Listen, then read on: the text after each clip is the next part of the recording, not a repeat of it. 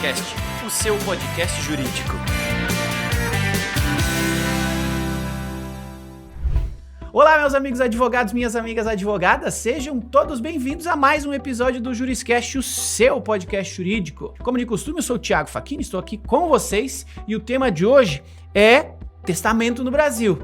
Vamos utilizar aqui o caso do Cid Moreira, que estava considerando a exclusão de um herdeiro lá no seu processo aí, no seu testamento, e é sobre isso que a gente vai falar hoje, então fica até o final que você vai aprender com a gente se é possível excluir um herdeiro no Brasil do testamento, tá? Não sai daí que o papo de hoje vai ser super legal. Lembrando que estamos em vídeo no YouTube e no Spotify, então nos assista em vídeo, mas se você prefere ouvir este podcast em áudio, ele está disponível em todas as plataformas de consumo de podcast. Não esqueça, claro, de encaminhar esse episódio para seus colegas e deixar aí sua avaliação com estrelinhas, com likes, com corações, da forma que essa plataforma onde você está consumindo permitir, tá bom? Feito aqui o nosso bloco de apresentação e agradecimentos, vamos ao que interessa, que é a nossa convidada de hoje, nossa especialista que vai falar com a gente sobre testamento, sobre exclusão de herdeiros, se pode, não pode, deve, não deve, como que faz? E para isso, vamos lhe apresentar, conto aí com o seu carinho da audiência. Quem está aqui com a gente hoje é a Fernanda Haddad, ela é sócia do escritório Trench Rossi e Watanabe Advogados, é especialista em resolução de disputas e gestão patrimonial, com formação em Direito pela USP, INSPER e Northwestern University, atuando em questões cíveis, contratuais e sucessórias e familiares. Fernanda, seja muito bem-vinda ao Juriscast. Olá, Thiago, muito obrigada, é um prazer estar aqui. Agradeço a equipe do Juriscast pelo espaço. Esse tema é um tema que cada vez mais tem tendo muito palco aqui, né? Porque o número de testamentos vem crescendo e esse assunto aí que tá retratado pelo caso do Cid Moreira, acaba trazendo uma série de temas que permeiam bastante aí todos os litígios familiares, porque envolve não só testamento, mas possibilidade de deserdação de herdeiro necessário, questão envolvendo legítima, também situações de possível interdição, então acho que a gente vai ter aí uma conversa muito proveitosa. Legal.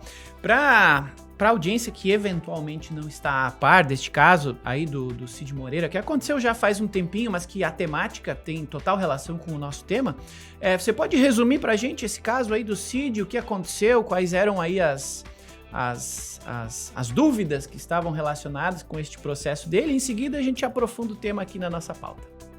Maravilha. Bom, vamos lá. Obviamente que o que a gente sabe é muito midiático e muito reportado por notícias, né, que a gente acaba vendo.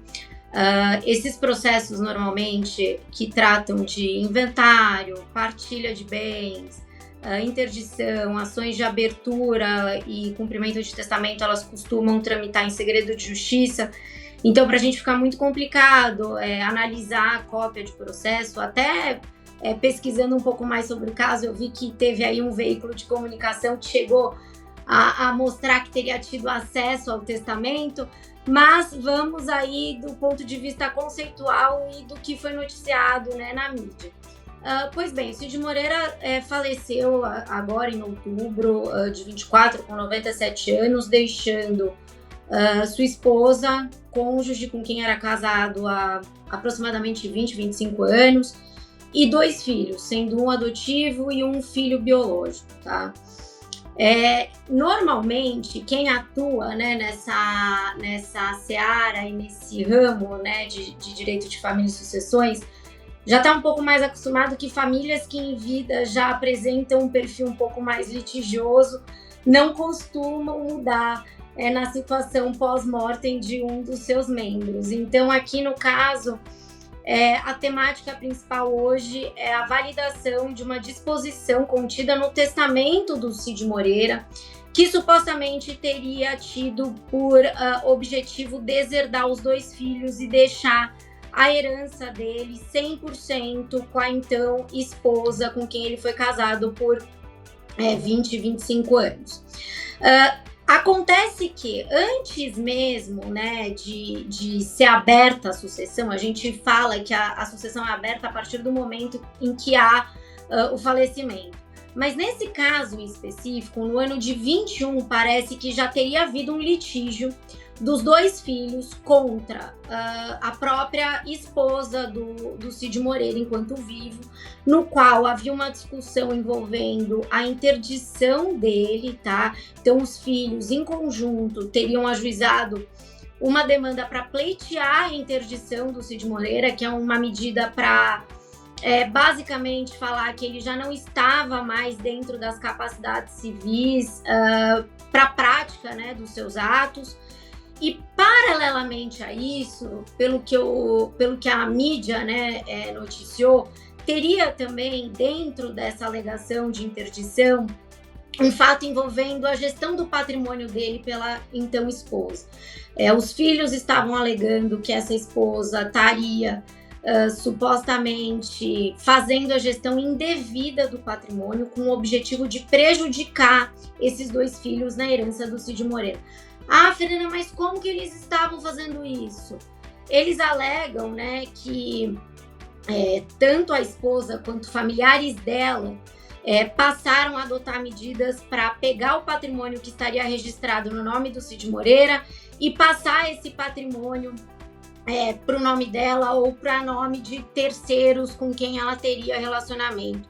E também teria uma outra alegação de dilapidação do patrimônio do Cid Moreira. Então, lá em 2021, já tinha, né, uma certa litigiosidade aí nesse núcleo familiar e claramente todo mundo aí com viés, né, um interesse patrimonial, porque pelo que vimos, o Cid Moreira deixou uma herança de aproximadamente 60 milhões. Então, o que aconteceu? Né? Logo depois que houve esse processo, depois até posso contar o desfecho que foi noticiado desse processo, mas parece que os filhos não tiveram sucesso e o Cid Moreira, à época, conseguiu comprovar que ele estava em condições mentais totalmente aptas e conseguindo praticar os atos da vida civil. Então não teria havido a interdição dele naquele momento, também não teria havido nenhuma comprovação de maus tratos. Aparentemente o Ministério Público do Rio de Janeiro teria até pedido o arquivamento desse processo, mas fato é que lá naquela época eles não tiveram sucesso nesse processo. Passado o tempo, Cid Moreira vem a falecer. E aí, iniciada a abertura da sucessão, vem o fato de que teria esse testamento deserdando os 2 herdeiros. E aí que começa, né, Thiago, o cerne aqui da nossa discussão, que é a possibilidade de você excluir um filho da sua herança. Pois é, acho que a nossa audiência que nos acompanha aqui, ela tem formação jurídica, então todos nós já estudamos em algum nível o que o Código Civil fala sobre herança, sobre testamento, né? O papel ali da esposa como meeira, os filhos como herdeiros. Tem uma legislação robusta sobre o tema. Acho que aqui a análise com uma profissional da área vai nessa linha de, poxa, considerando o que existe hoje, né, no Código Civil, existiria essa possibilidade ou o herdeiro legítimo vai ser sempre considerado herdeiro legítimo, se sim ou se não, e em quais condições que não, né? Pra gente começar a elucidar aqui, poxa, o que poderia ter feito, não ter feito, que poderia ter acontecido ou deveria ter acontecido, porque no caso anterior que você falou da judicialização ali, a gente sabe que essa interdição é sempre um último caso, né? E precisa de comprovação, de perícia para comprovar se, né, a pessoa tem ou não tem, ou perdeu ali a sua capacidade. Então, assim, vai ser o último caso mesmo. Então,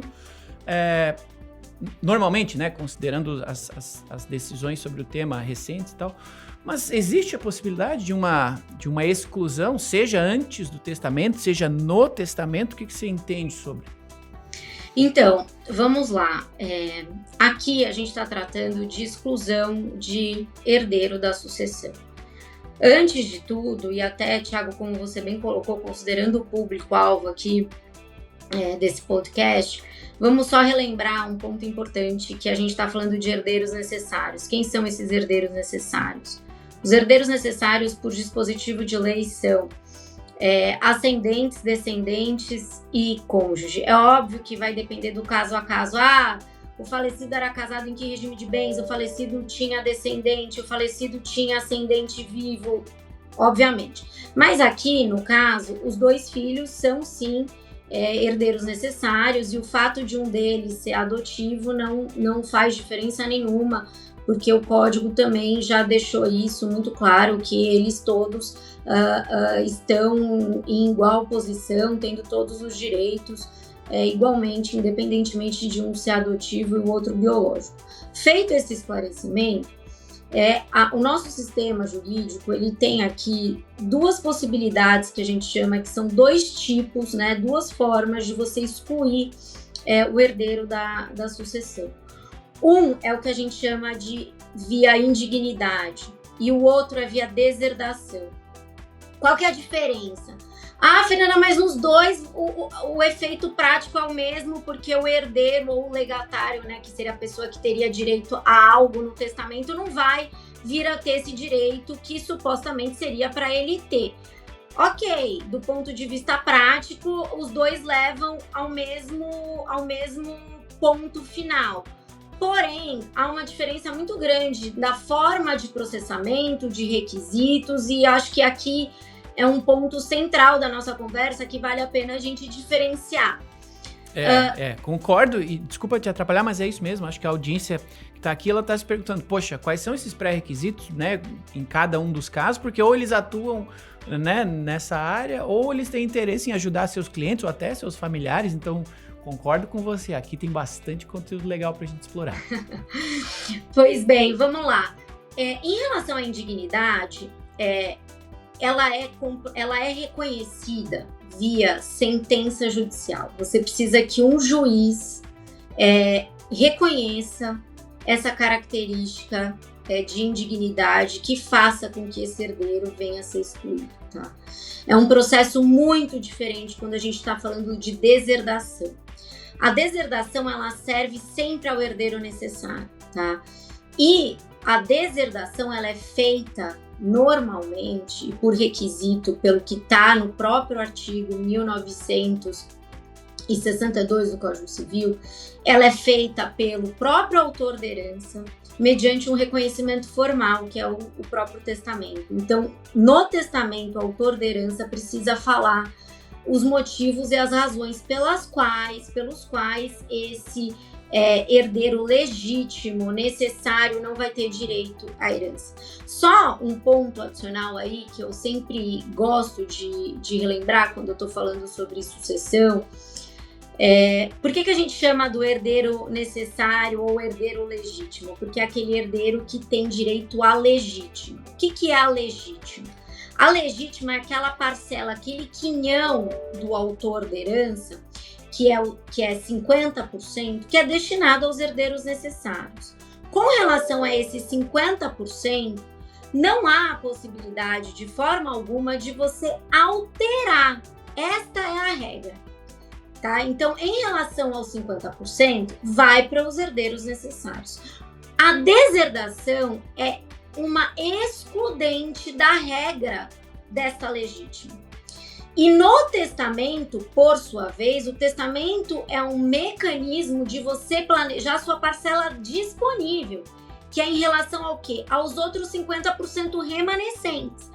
Porém, ele também é um instrumento no qual a pessoa que está escrevendo, que está elaborando esse testamento, ele pode utilizá-lo como método de colocar lá vontades dele, últimas vontades. Então, ele serve às vezes para você reconhecer a paternidade de um filho, reconhecer uma união estável, falar da parte disponível e também para você deserdar algum herdeiro necessário. Aqui, no caso do Cid Moreira, ele usou o testamento como um ato, né, um ato de disposição de última vontade para deserdar os dois filhos herdeiros necessários. E aí, qual que é o ponto aqui? Temos, né, a deserdação como um ato praticado e solicitado pelo próprio autor da herança para excluir o herdeiro necessário da herança indicado no testamento. E a parte de indignidade, um pedido que pode ser feito por qualquer interessado, um terceiro e até o próprio Ministério Público, que demanda a exclusão desse herdeiro, que pede a exclusão desse herdeiro, mas que tem um requisito específico, que é o reconhecimento da sentença, né, via sentença judicial, de que um dos requisitos de indignidade estão lá preenchidos, fazendo com que aquele herdeiro não venha ter acesso à herança. Qual que é o caso assim mais emblemático que nós temos hoje de indignidade, mais recente aqui no Brasil? É o caso da Suzane Richthofen, que praticou, né, atos contra a vida, né, dos pais, e aquele pai, ele não teria, né, depois de morto, como colocar num testamento para retirá-la da qualidade de herdeira necessária, excluindo ela da sucessão. Esse ato praticado, por exemplo, é indigno. Então, ela poderia, via indignidade, ser excluída da sucessão, tá? Como? A sentença que a condena pela prática desse ato seria já suficiente para excluí-la, né, da herança. Mas, pois bem, se a gente parar para pensar aqui, quais as diferenças, então, que nós temos entre os dois requisitos, né, de indignidade e de deserdação? Grosso modo, né, os requisitos eles estão todos no 1814 do Código Civil, da indignidade e da deserdação do 1962. Porém, vamos lá, porque eles até se assemelham e até são um pouco parecidos. Mas, sempre que tiver alguma causa, né, algum ato que indique uma violação contra a vida, né, do autor da herança, contra a honra do autor da herança e contra a própria liberdade desse autor da herança, de ele testar, de ele adotar qualquer medida por ato de mera liberalidade para dispor do patrimônio dele, isso pode ser considerado como requisito preenchido de indignidade. Então, por exemplo, uma acusação caluniosa, um homicídio doloso, algum ato fraudulento que tenha sido praticado com o objetivo de que aquele autor da herança não testasse, por exemplo, a parte disponível para um terceiro. Isso tudo, se provado, é requisito de indignidade. A gente tem que relembrar aqui uma questão muito importante, que essa norma é uma norma que é sancionatória, ela tem um caráter punitivo. E pelo fato de ela ter um caráter punitivo, ela não autoriza uma interpretação extensiva. O que isso significa? Que você precisa efetivamente comprovar que aquele herdeiro se encaixa naquele requisito. Não pode ser uma mera alegação, uma mera especulação, você demanda prova, tá? E aí, no caso da deserdação, além dos próprios requisitos da indignidade, que também são aplicáveis à deserdação, nós temos aí requisitos adicionais, que é a ofensa física, tá? Injúria contra o autor da herança considerada grave e o próprio desamparo afetivo, né, e de cuidado. Então, por exemplo, aquele autor da herança que já está numa situação de doença, de enfermidade, ou que tem alguma deficiência que demande cuidado, e aquele filho que deveria ter participado desse cuidado e deveria ativamente ter adotado as medidas para não abandonar afetivamente, né, esse genitor, isso pode vir a ser considerado uma hipótese de deserdação. Mas você precisa novamente comprovar. É necessário ter prova robusta disso. No caso aqui, Thiago, do Cid Moreira, pelo que a gente percebe, né, de potenciais alegações que as partes venham a ter, essa ação de 2021, ela pode ser um lastro probatório ruim para os filhos dele. Por quê? Porque no âmbito dessa ação, teve aí uma certa imputação de fatos e condutas contra o cônjuge do falecido. E o cônjuge do falecido sendo também vítima, né, destinatário dessas ofensas, dessas calúnias, isso pode ser enquadrado dentro de algumas das hipóteses do 1814 do Código Civil, da parte de indignidade. Então, por exemplo, assumindo que a ação não tenha sido favorável para eles, assumindo que dentro daquela ação tenha tido imputação de crime ou de violação à própria honra da esposa do Cid Moreira, isso vendo a ser comprovado que não aconteceu e que vem, né, a caracterização, a configuração de injúria, existe sim a possibilidade de repente, essa cláusula, essa disposição testamentária vir a ser validada no âmbito, né, do judiciário, dentro dessa discussão, dessa ação de cumprimento e validação de testamento. De outro lado, né, fazendo aqui o advogado do diabo, se a gente pega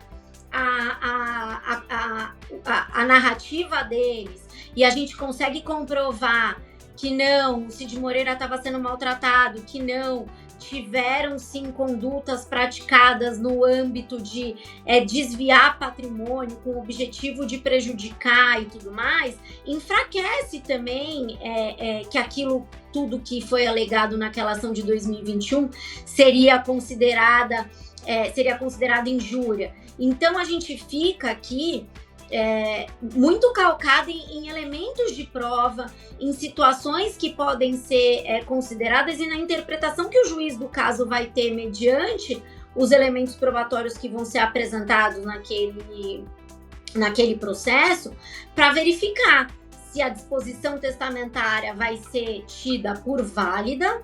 E aí, se tida por válida, eles não vão receber nada, quem vai ficar com 100% dos valores vai ser a viúva, ou se de repente vão entender que até mesmo aquele testamento que foi feito, ele teria vícios, como por exemplo o próprio vício de capacidade do Cid Moreira de testar aquilo naquele momento.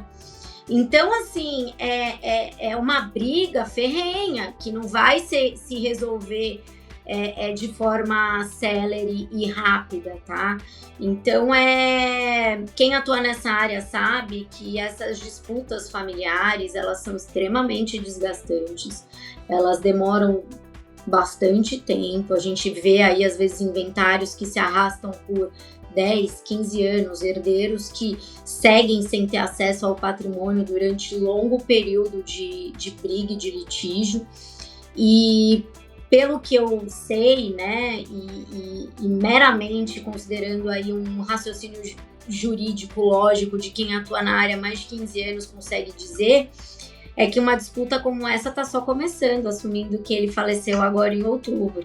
Então ainda vai ter certamente muitos desdobramentos, cada advogado aí trabalhando com a parte probatória que lhe cabe, que lhe favorece, mas o cerne da discussão vai ser essa, a validade dessa disposição testamentária aí, e se efetivamente o que está colocado no testamento vai ter lastro probatório para comprovar e aplicar, né, essa deserdação dos filhos, né, herdeiros então legítimos e necessários dele.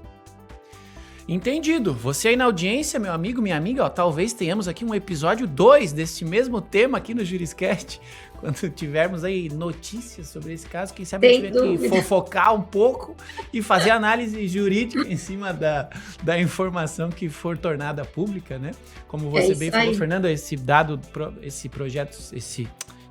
processo segue em segredo de justiça, então veremos aí os próximos passos. Aproveitando que estou falando com você daí da audiência, por favor, se está gostando desse episódio, compartilhe com seu colega aí, com seus colegas, envie para o pessoal do escritório que trabalha aí com os casos sucessórios de família, tem bastante aprendizado aqui para você, e avalie esse episódio para que a gente continue sempre trazendo especialistas de alto gabarito, como é o caso de hoje. Compartilhe com a gente, tem também aqui na descrição do episódio um link para você mandar perguntinhas pra gente, para você indicar pessoas ou temas que você gostaria de ver aqui nos próximos episódios do Juriscast, tá? Utilize esse espaço a seu favor, está aí à sua disposição, utilize-o. E claro, me siga aí nas redes sociais, vai ser uma alegria conversar com cada um de vocês, conhecer aí o que vocês estão gostando, o que vocês estão achando de cada um dos episódios que a gente faz aqui com muito carinho, para que, com o conhecimento que a especialista traz aqui pra gente, né, compartilha aqui com a gente multiplique esse conhecimento e faça aí um ecossistema jurídico cada vez mais próspero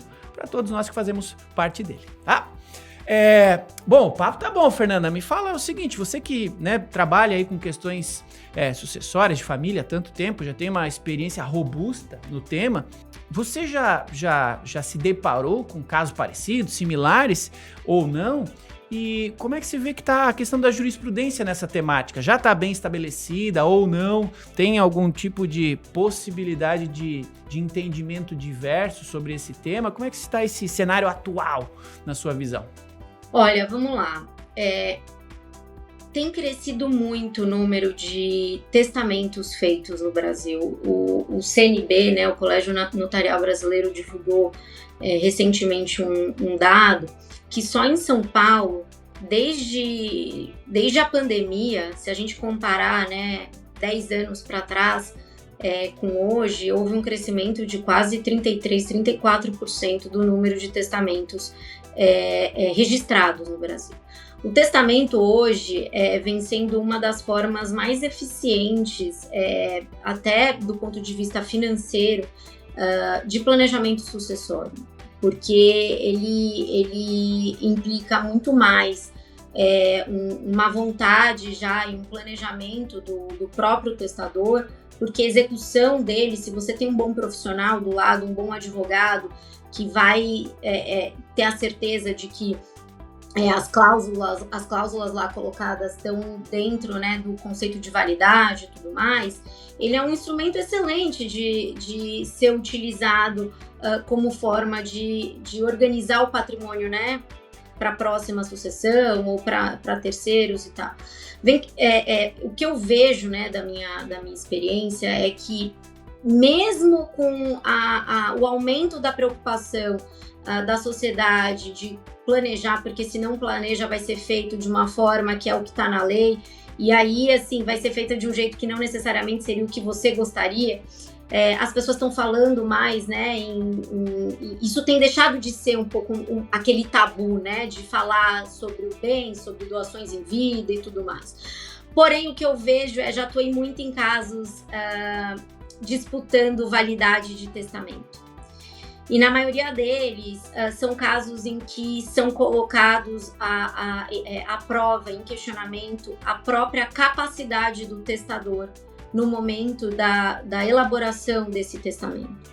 Então, eu vejo, né, se você trabalha num escritório sério, com pessoas competentes, o advogado profissional vai ter esse cuidado de, a pessoa que está fazendo aqui esse testamento, que é um pouco mais velha, está em estágio mais avançado de vida, vamos aumentar aqui, já sabe que tem uma família com perfil litigioso, já sabe que a disposição testamentária vai deixar um dos herdeiros prejudicado, que você já sabe que vai ter aquele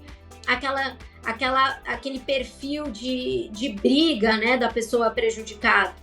O que o profissional do direito pode fazer em situações como essa para evitar um conflito futuro, para evitar que esse documento que está sendo feito tenha menos risco de ser invalidado no futuro? Então, coisas assim, né, estratégias que nós fazemos muito no escritório. A gente sempre coloca laudo psiquiátrico, laudo médico, mais de um, por pessoas renomadas, por médicos que já estivessem, né, no acompanhamento daquele paciente que vem a ser o cliente do advogado que está fazendo o planejamento sucessório, demonstrando que esse testamento, no momento do testamento, ele estava dentro das faculdades mentais. Isso dá muito conforto para o juiz depois, num caso como esse, demonstrar que não, que essa alegação de que a pessoa não estava bem naquele momento tá fora, porque tem uma comprovação de que naquela época havia um laudo médico de uma pessoa respeitada que pode de repente vir a ser testemunha até no futuro, demonstrando a capacidade mental do testador. Outro ponto, provas de indignidade, de deserção, elas têm que ser acostadas a esse instrumento de testamento, para que isso não se perca ao longo do tempo. Então, a gente sempre, como profissional e zeloso, no momento de sugerir uma ferramenta como essa, um planejamento como esse, a gente tem que sempre fazer pensando na pior situação, assumindo que todo mundo vai brigar, assumindo que isso vai virar uma disputa, assumindo que a jurisprudência que temos hoje, no momento da abertura do testamento, será prejudicial até e mais desfavorável do que a jurisprudência atual, e tem que aparar as arestas. Então, por exemplo, o laudo, as provas, isso tudo tem que tomar cuidado, porque no momento da abertura, no momento daquele documento vir a ser questionado, você já está com o arsenal probatório inteiro pronto. Então, isso reduz muito. Os casos, né, de deserdação, eles ainda são um pouco mais difíceis de pesquisar, tá? Porque normalmente esses casos, se eles não são colocados em inventário e publicação de jurisprudência, você não vai conseguir simplesmente achá-lo por conta do segredo de justiça, né, e da privacidade que esses casos têm, mas casos envolvendo validade de testamento é um negócio absurdo, tem muito, vem crescendo, e a gente tem que sempre lembrar de um princípio básico, né, que a gente aprende na faculdade, que é sobre o princípio da prevalência da vontade do testador.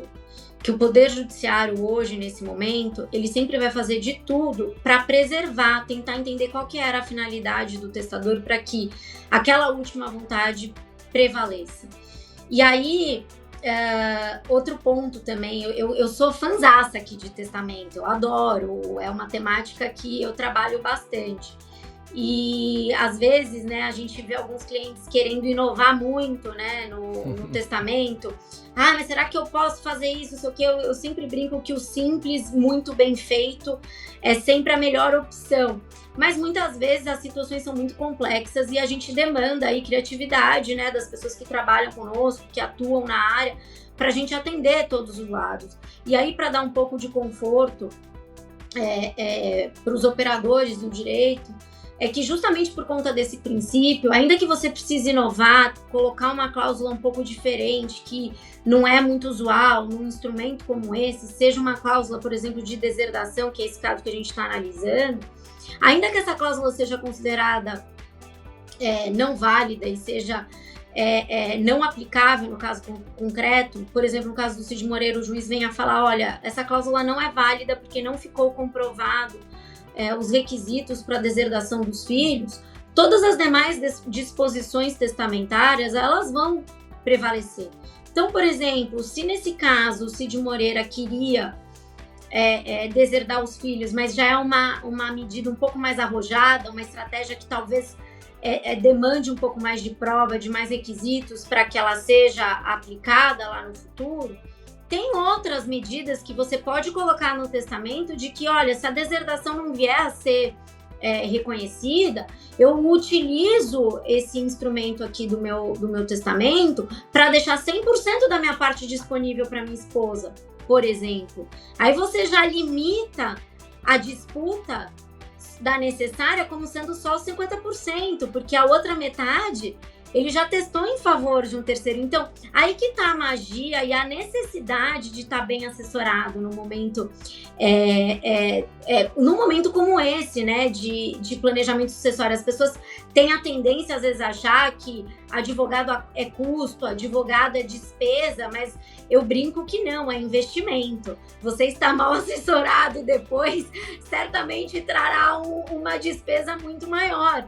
Então é excelente os profissionais investirem, né, nessas alternativas, né, para propor isso para os clientes, e também os clientes buscarem esses profissionais no mercado para estarem bem assistidos num momento como esse. Legal, eu ia ali fazer uma pergunta em seguida com exatamente esse tema que você colocou de, poxa, aqui é Brasil, né? A gente assiste nos filmes aquele ritual, você que estudou nos Estados Unidos ali, já deve ter tido a oportunidade de comparar essas realidades tão diferentes, né? Lá aparece um advogado com o testamento, lê o testamento, tá resolvido, tá definido. Aqui é diferente, né? Então, o apoio de um profissional da área jurídica qualificado para tal é imprescindível, né? Para garantir os direitos e, acima de tudo, o desejo, né, desse testador. E eu ia lhe pedir, poxa, você já deu algumas dicas aqui, se eu estivesse sendo repetitivo, a gente pula esse bloco aqui. Mas, pô, para quem tá nos ouvindo, que tá estudando direito, ou que já se formou, tá trabalhando já na área de sucessórios, familiares, ou quer se aprofundar no tema, eu lhe pedi uma dica assim para essa pessoa, cara, foca nisso, presta atenção nisso aqui. E da mesma forma, para quem está nos ouvindo, que eventualmente não trabalha na área, não deseja trabalhar na área, mas tem patrimônio, né, tá preocupado aí com a sucessão da sua família, ou ainda não se preocupou e passou a partir desse momento a se preocupar, dá uma dica de ouro para essas pessoas também, que, poxa, aonde ou para onde olhar neste momento para poupar aí trabalho no futuro, né? Vamos lá. Para os estudantes de direito e pessoas que querem atuar na área, já atuam e querem seguir aí, né, nesse ramo, né? Eu acho que um ponto aí que eu vejo que é uma diretriz que vai ditar para onde que essas leis estão indo é o anteprojeto do Código Civil, que foi apresentado em abril desse ano por uma comissão de juristas muito respeitada, que traz mudanças muito importantes na questão da sucessão e da parte, né, do livro lá do Código Civil, que trata aí dessa temática que a gente está discutindo hoje. Sem dúvida nenhuma, essa comissão fez um trabalho já vendo decisões judiciais que já estavam tendo uma interpretação um pouco mais moderna de como a sociedade vem se comportando, e eles positivaram muito do que já vinha sendo apresentado nas decisões judiciais e na jurisprudência. Então, acho que assim, esse estudo é fundamental para quem quer atuar na área, porque sem dúvida aquilo lá é uma bússola do que está por vir. Então, quanto antes nós nos anteciparmos, melhor nós conseguiremos trabalhar em prol dos nossos clientes. Agora, para esses clientes, né, essas pessoas que estão aí pensando no planejamento sucessório, a gente tem uma janela de oportunidade excelente agora, que até envolve uma questão tributária, mas a possibilidade do aumento da alíquota do ITCMD. Com o aumento da alíquota do ITCMD, que é aquele imposto que você sabe que você vai pagar, você pode pagar antes ou depois. A única certeza que nós temos é que nós morreremos e pagaremos os impostos. Né? Então, o que eu brinco é que essa janela de oportunidade agora é muito boa, porque pessoas, famílias que já estão mais estruturadas, que têm às vezes o interesse de basicamente passar o patrimônio para a próxima geração, para a geração seguinte, fazer de repente doações com algumas cláusulas restritivas de direito, empenhorabilidade, incomunicabilidade, trazer o usufruto, já antecipa aí uma parte desse planejamento sucessório, facilitando a sucessão posteriormente, o inventário, e já antecipando o imposto que a gente já sabe que vai subir. Então, eu encerro aqui essa parte com essa dica aí de ouro para quem está pensando em planejar aí o patrimônio para a próxima geração. Legal, Fernanda. Obrigado por compartilhar. Pessoal que está nos ouvindo, já teve uma consulta aqui. Não pode dar consulta de graça, mas aqui no Juriscast a gente compartilha conhecimento. Mas aproveitando o tema, muita gente aqui que nos ouve, nos assiste, gosta de conversar com a pessoa que está aqui com a gente depois que esse episódio termina, né? As conversas começam aqui, mas não terminam por aqui. Então, Fernanda, para que a nossa audiência, caso assim o deseje, queira entrar em contato com você, com o seu escritório, buscar mais informações sobre o tema, discutir determinado item com você, qual é o melhor canal de contato para encontrar você, o seu escritório, como você assim preferir? Vamos lá, o escritório é o Trent Ross Watanabe, é um dos escritórios mais reconhecidos e renomados aqui. Eu tô lá já há quase 16 anos.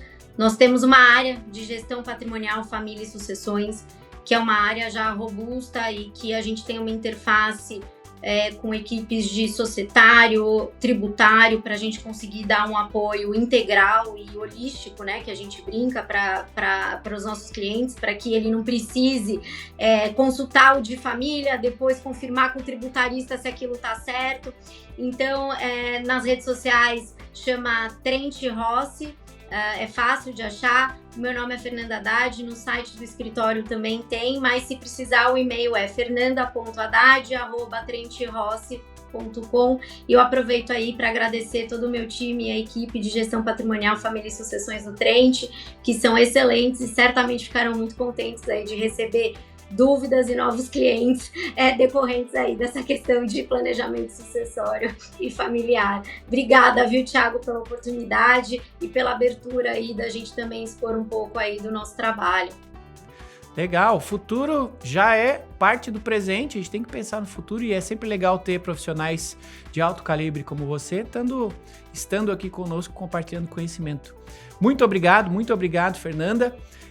E muito obrigado a você que acompanha aí os episódios do Juriscast. Toda quinta tem um novo episódio, então siga acompanhando, siga ouvindo, siga comentando e compartilhando. Agradeço muito a cada um de vocês e agradeço especialmente a você que nos acompanhou até o final deste episódio aqui do Juriscast, o seu podcast jurídico.